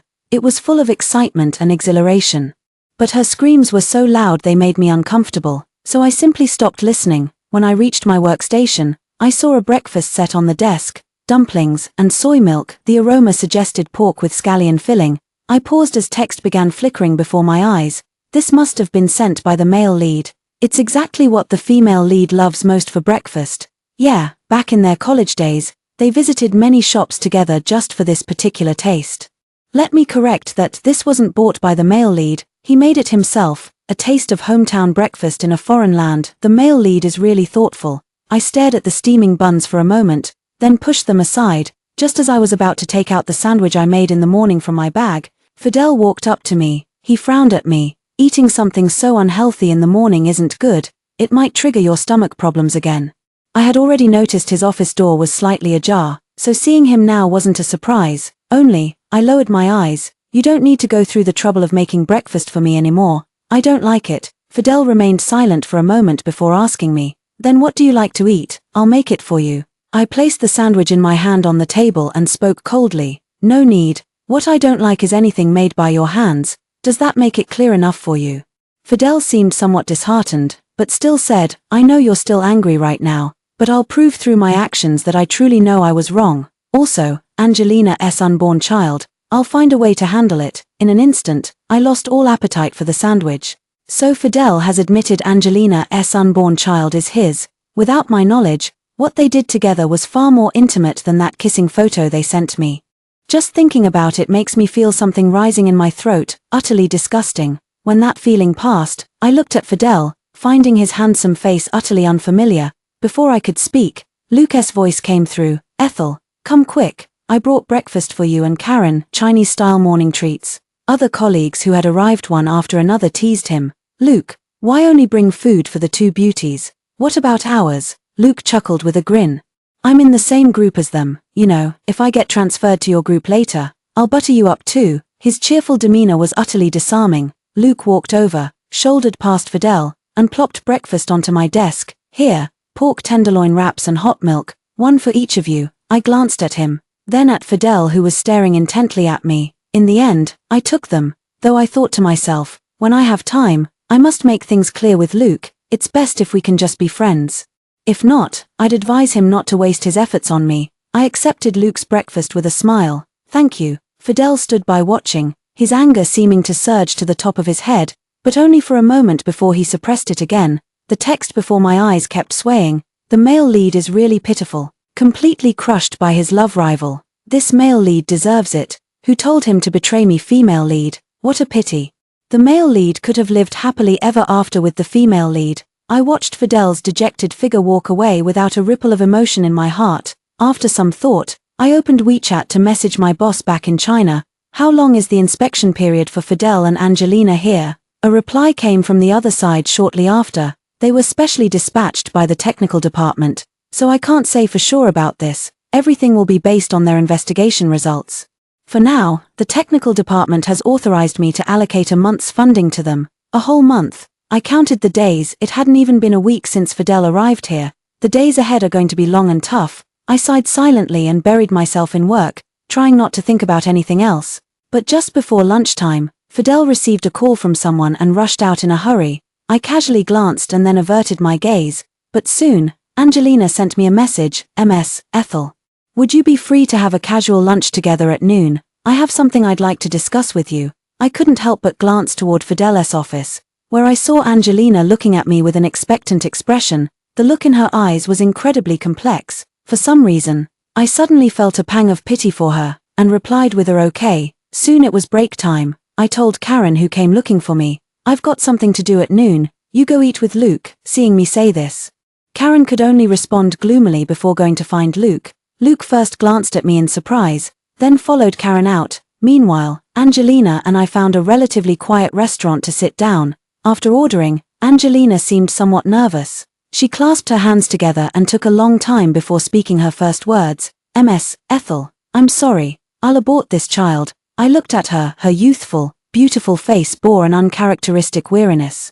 I couldn't tell if it was the pregnancy hormones, but she even seemed less sharp-featured than before. After some thought, I still said, you can keep this child if you want to. After all, I'm about to divorce Fidel, so you can rise in status through your child. I didn't mean to mock Angelina, but since she's already meddled in my marriage, she might as well achieve her goal. This way Fidel won't have any reason to bother me. How wonderful. As I was thinking this, I heard Angelina let out a bitter laugh. MS, Ethel, I'm afraid your divorce from him probably won't go through. I frowned sharply. What do you mean? Angelina said. He's been consulting lawyers recently to understand whether you can't get divorced if he refuses to agree. He sought out several well-known lawyers, and they all gave the same answer. He can refuse the divorce. That divorce agreement of yours means nothing to him. Moreover, even if the child in my womb could be proven to be his, if you were to sue, the court most likely still wouldn't grant the divorce. I furrowed my brow, unsure why Angelina was telling me all this, but what unsettled me even more was her statement about not being able to get divorced.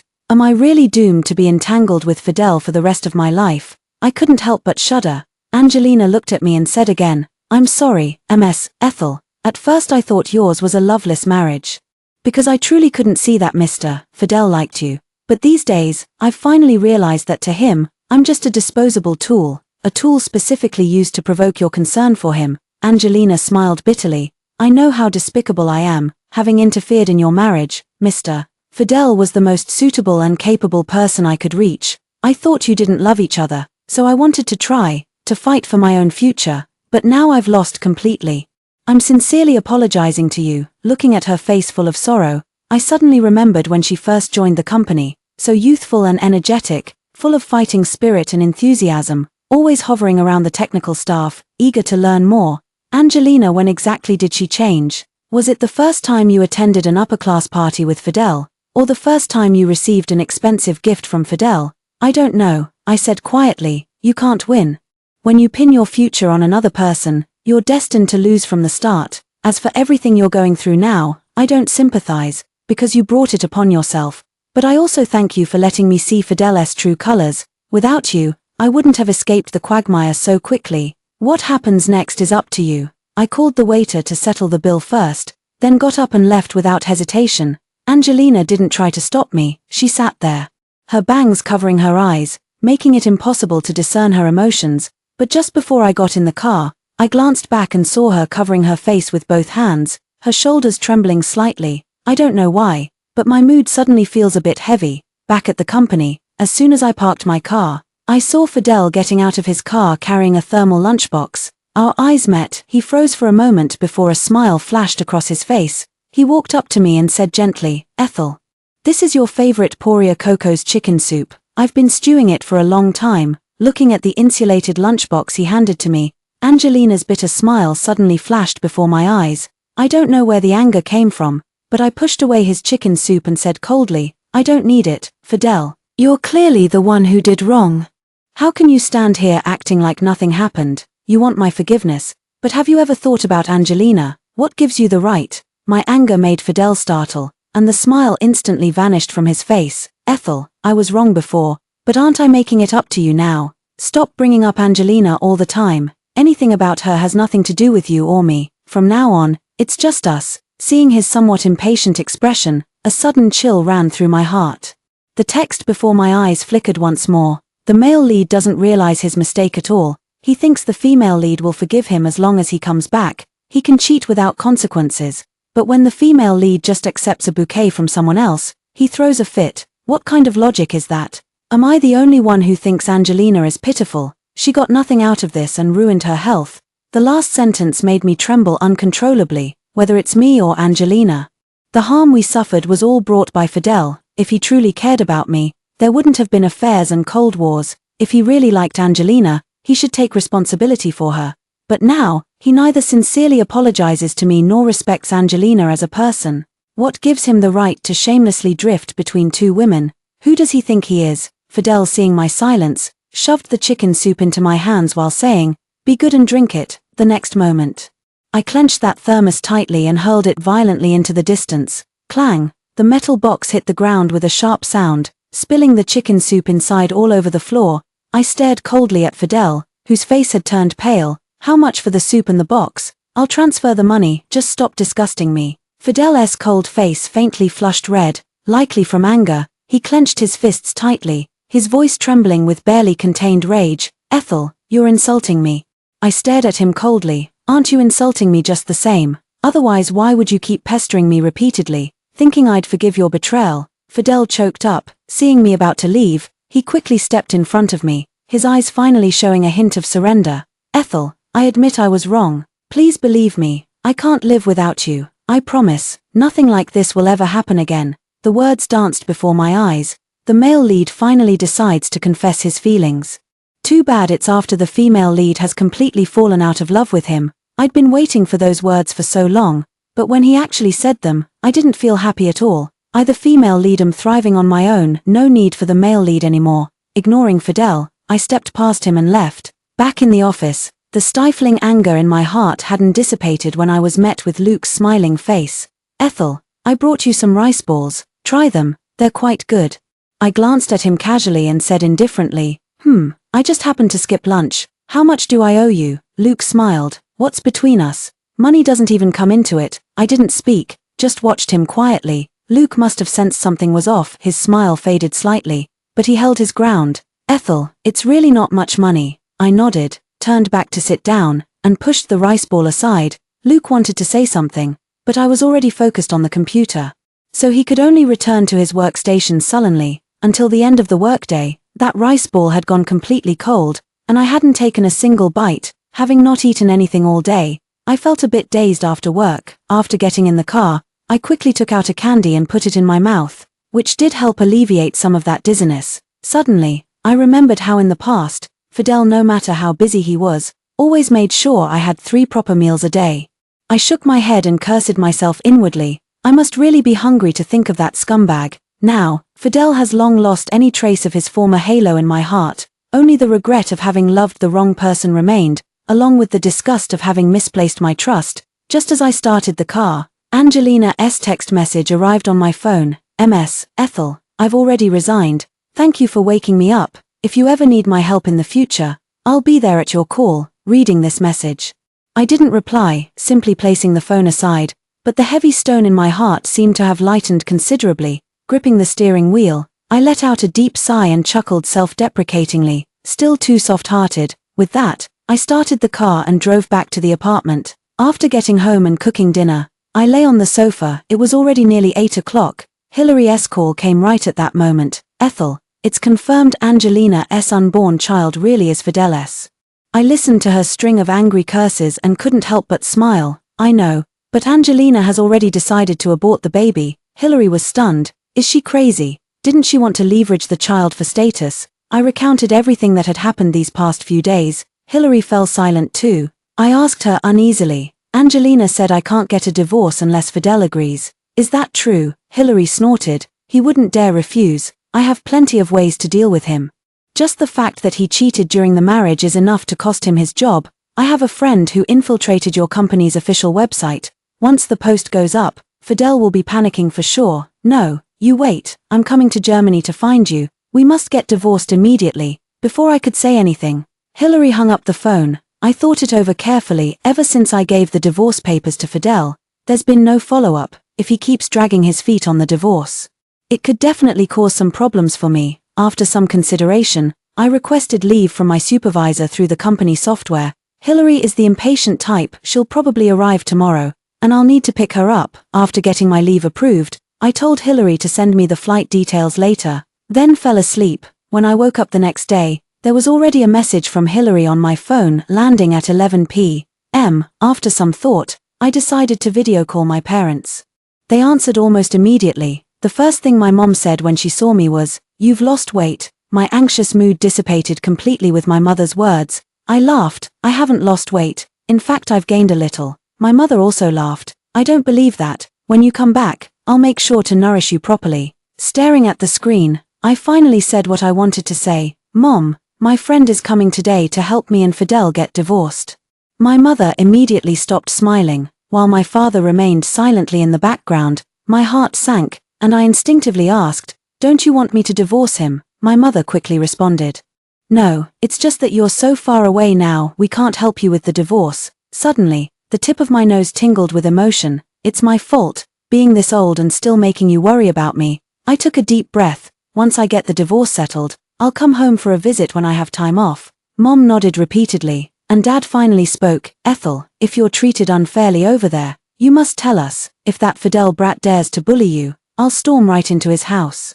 Fidel's place and mine weren't far apart, just about an hour and a half's drive. From dating to marriage, our parents often visited each other, though it was mostly my parents who went to his place more often. Looking back now, they wouldn't have had to make those trips back and forth if it weren't for me. In the past, Fidel always refused to visit my family, using his dislike for social visits as an excuse. Sometimes I'd go along with him, other times I'd go home alone. Later it became an annual tradition for me to go home with him, while my parents would personally visit during holidays just to see me. Thinking of those days, my eyes involuntarily reddened. My mother quickly asked, "Why are you crying?" I quickly held back my tears and whispered, "I was just thinking, I can finally spend a whole new year with you." My mom and dad exchanged a glance and smiled. "Yes, the water we poured out is finally coming back," they said, after ending the video call. I felt completely at ease. Actually, divorcing Fidel would do more good than harm. I leaned back on the sofa watching the outside, as several more lines of text flickered before my eyes. No more drama to watch now. The female lead is completely cutting ties with the male lead. "But didn't you say earlier that the female lead would definitely end up with the male lead?" Something's off. If that's the case, then this drama would have a terrible ending. What's the point if the female lead doesn't want the male lead anymore? A play, I instinctively spoke. If my life is a play, then who is the director of this show? The text before my eyes suddenly froze. Just as I was puzzled, the next second, the words began to jump wildly. "No way. Can the female lead hear me speaking? Is this a bug? Administrator, come out quick. The female lead seems to hear us talking." Female lead, look at me, look at me. "I've always supported your divorce from the male lead." As I read these words, a strange thought suddenly surfaced in my mind. Could it be that I can communicate with them? I tried to speak. Who are you?" The text before my eyes flickered instantly. The female lead can really hear us speak. Female lead, you must be brave and be yourself. Don't let the plot control you. The female lead should be with the male lead. That's her fate. The male lead is already good enough. The female lead is too ungrateful. Amidst the constantly flickering text, I roughly understood. It turns out these words came from humans in a parallel universe, people just like me. Except in their perception, me, Fidel, and everyone around me are merely characters in a novel, following predetermined plotlines step by step toward an already scripted ending. Take me, for example, I'm supposed to forgive Fidel after his grand romantic redemption, then live happily ever after with him. I couldn't help but frown deeply. Me, forgive Fidel? That's utterly preposterous. Just as I was about to say something more, the text before my eyes suddenly turned into garbled code before vanishing completely. Then, a line resembling a code runtime error prompt appeared before my eyes. Administrator notice. Program encountered a bug. Initiating repairs now. Let this serve as a warning to all viewers. This world is not the novel you imagine it to be, but a reality as genuine as your own. Every character in this book is a flesh and blood being. Ethel is merely the heroine from your perspective. Regardless of her thoughts or actions, you have no right to control them, only she can steer the course of her life. Due to administrator oversight causing a connectivity bug between worlds, compensation is hereby granted to Ethel. Bug fixing in progress. As that string of ellipses gradually faded before my eyes, I could no longer see any text. I tentatively spoke. Is anyone there? I stared intently at the spot where the words had appeared before, but this time, there was nothing there. The words that had always accompanied me were gone. I suddenly felt an emptiness in my heart. I recalled their words, though most spoke in Fidel's favor. There were always a few who considered me. I actually kind of missed them. I sat on the sofa in dismay, taking a long while to regain my composure. If they're gone, then so be it. Their arrival was as inexplicable as their departure was swift. Still, those final words resonated deeply with me. No matter what I think or do, they have no right to control me, only I can steer the course of my own life. With that thought, the heaviness in my heart instantly dissipated. I cleaned the room and set off for the airport by car at 9:30 in the evening. The road was vast, the lights were bright, and as I felt the night breeze blowing in through the window, my mood lifted immensely. While waiting at the airport for Hillary, I suddenly remembered something. What's that about the administrator saying they'd give me a reward? Where is it? Just as I was lost in thought, Hillary's voice came from behind me. Ethel. I turned around and saw her walking toward me, pulling a suitcase. She asked excitedly, "Do you know what happened in the family while I was coming to find you, right now?" I feel annoyed whenever I hear about people or things related to Fidel, and my interest wanes. Hillary continued, Fidel's mom somehow found out about Angelina's pregnancy and got really excited. She called Fidel and insisted on keeping the baby in Angelina's womb at all costs. I heard she tried every trick in the book, crying, making a scene, even threatening suicide. Who knows what Fidel said to finally calm her down? I smiled, given my ex-mother-in-law's domineering personality. What else could Fidel possibly say? He must have agreed to her demands for her to back down. As for Angelina, if she's hoping to leverage the child for status, she'll naturally keep it.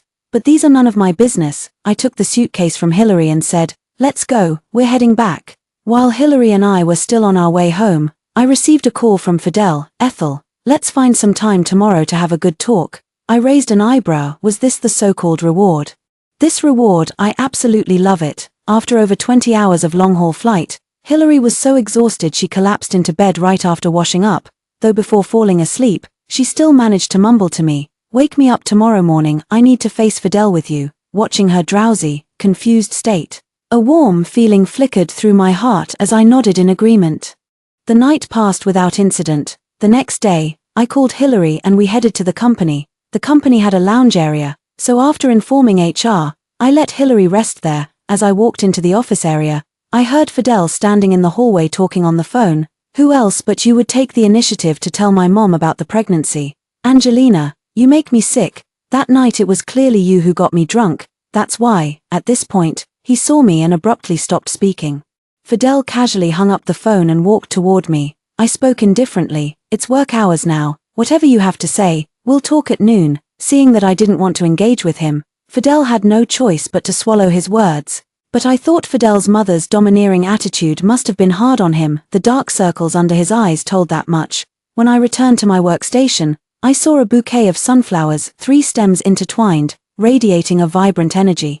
I glanced at Luke sitting in his seat. Just as our eyes met, this time, he smiled at me openly. "Ethel, do you like it?" I looked at him for 2 seconds before nodding. "It's quite nice. If it were given by someone I like, I'd find it even more beautiful." With that single sentence, Luke's smile instantly faded away. Even though he's 6 years younger than me, the rice balls last time and the sunflowers this time should have made my intentions clear enough. I'm not interested in him. A playboy like him, even if he has some affection for me, it's bound to be superficial. I've never believed in love at first sight, and I certainly don't have the energy to jump straight into another relationship right after the last one just ended. Luke stared at me for a long time, so long that I thought his eyes were turning red. Before he finally spoke, "I understand, Ethel." After saying this, he turned his head to stare at the screen, and any extra expressions became impossible for me to see. Just as I turned on my computer, I received his message. "Sorry, I hope my presumptuous feelings haven't troubled you." I lowered my gaze and thought for a moment, but ultimately didn't reply with any message. Some things are better left unsaid, just a hint is enough. No need to spell everything out. The hours crept toward noon. Fidel had long been waiting in the corridor. When I stepped out, he was in the smoking area, a cigarette held deftly between his fingers, smoking with practiced ease. Spotting me, he stubbed out the cigarette and approached. "Let's go." I didn't move, just sent a message to Hillary before saying, "Wait a bit, I'm expecting someone else." Fidel frowned but said nothing until he saw Hillary. and his expression changed. "Ethel, why did you call her here for matters between the two of us?" I spoke calmly. "She's the lawyer handling my divorce case." Fidel was momentarily speechless. After a long pause, he smiled bitterly. "So you never gave up on the idea of divorcing me from the very beginning?" I corrected him. "From the moment I left you that divorce agreement, we drew a full stop between us. It's you who wouldn't let go." My merciless words made Fidel's expression turn ugly as he turned and walked away. Soon, we were seated in a quiet private room of a Chinese restaurant, watching Hillary skillfully produce documents. He couldn't help saying, "No need for that. I agree to the divorce. The house is mine. As compensation, I can give up a larger share of the marital property after the divorce." He looked at me, took a deep breath, and said, "Believe it or not, the child with Angelina was truly an accident. She took advantage when I wasn't paying attention, got me drunk, and it happened when I was completely unconscious." Utter nonsense. I stared at him for a few seconds before speaking calmly. "Fidel, do you know that when someone is truly drunk, they can't physically perform?" Seeing Fidel stunned, I pushed the freshly drafted divorce agreement that Hillary had just prepared right in front of him. "Sign it. From now on, we'll have nothing to do with each other." Fidel remained silent for a long time before finally picking up the pen and signing his name on the document. After he finished signing, I also took up the pen and signed at the very bottom of the document. As I made the final stroke, I heard Fidel say hoarsely, "This is probably the last time our names will be together." I closed the file and simply said, "Stop being so sentimental." Then I stood up and strode out of the restaurant with Hillary. As for having a final farewell meal with Fidel, I really couldn't stomach it. After leaving the restaurant, Hillary said, "I thought this would be a drawn-out battle, but I didn't expect it to end so easily." Holding the divorce agreement, I smiled and said, "Fidel has been dependent on Fidel's mom since childhood. There's no way he wouldn't care about her opinion. Fidel's mom never really liked me, but this time, I genuinely appreciated her for helping me out." Fidel rushed back to the country immediately after signing the divorce agreement. The next day when I went to the office, he was already gone. Counting the days, the 1-month period is almost up. I didn't think much about it, just focused on my own affairs peacefully. 3 months passed in the blink of an eye. During these 3 months, Luke seemed to have let go of his feelings for me and started interacting with me normally. Meanwhile, Karen had also found herself a blonde, blue-eyed foreign boyfriend, and they were being all lovey-dovey every day. I also received the divorce papers mailed from back home, and due to my outstanding work performance, I was officially appointed as the general manager of the branch company. My salary is now 4 times what I earned as a technician. I'm quite satisfied with my current life. That day, a PowerPoint presentation suddenly appeared in the company's main group chat at the branch office. The title read, "A Few Things About Executives Cheating and Being Scumbags." Curious. I clicked on it right away. It wasn't until I saw the first screenshot of the chat logs that I realized the people involved were actually Fidel and Angelina. For some reason, their explicit chat logs were completely exposed, but my name was replaced with a pseudonym. Even in the records where Fidel told me he was at business dinners while actually accompanying Angelina, my profile picture was also blurred, though no one knew it was me. The branch office staff were aware of my past marital relationship with Fidel. The way they looked at me made me somewhat uncomfortable. Karen suddenly cursed bitterly. "Why are you all staring at our manager? Everyone has a responsibility to condemn scumbags." Their gazes finally withdrew from me. I cast a grateful glance at Karen, though my heart remained utterly unmoved. The company swiftly responded by issuing a notice on their official website, "Terminate Fidel," declaring the company does not tolerate employees who are unfaithful to their partners or possess poor character. This statement actually surprised me somewhat. After all, technical roles like Fidel's are quite rare. I couldn't help but message Luke to ask what was really going on. He replied quickly to clear things up for me. "Fidel came here for an inspection before, right? The higher-ups adopted the results he presented, but the losses were severe, and the board had already developed issues with him because of it. And this PPT was made by Angelina. She said since Fidel made life difficult for her, she would rather perish together than let him off." Considering both factors, the company ultimately decided to fire Fidel, this ticking time bomb. I pursed my lips. What exactly had Fidel done in those 3 months to make Angelina hate him so much? But these thoughts only flashed through my mind briefly, and I didn't dwell on them further. In the blink of an eye, another 2 years passed, and the branch office finally became completely stable. I finally got a vacation to return home. And I couldn't wait to pack my bags and rush back. My parents were already waiting for me at the airport. and our whole family returned home together in high spirits. It was just the last service area when, during a break, I unexpectedly saw Fidel again. Unlike when we parted 2 years ago, this time he looked down and out, even holding a little boy in his arms. Angelina stood nearby, watching him coldly. Stop looking so pathetic, you're setting a bad example for the child. Fidel held the child and spoke calmly. Angelina, enough is enough, I don't want to argue with you anymore. Angelina laughed. Yes, you want to give your son a happy childhood, but have you ever considered whether you deserve it? You agreed to marry me only because of this child. Because your mother was pressuring you, wasn't it? Fidel, you're nothing but a spineless coward. I don't know what caused Angelina's sudden change in temperament, nor why Fidel has endured it to this extent. I only know that none of this has anything to do with me. Watching my parents return with hot water and look at me with concern because of this scene, I smiled calmly. Dad, Mom, what are you standing there for? Let's hurry home. Me and Fidel have long been two parallel lines that never intersect. From now on, I am myself, and I live only for myself. The end.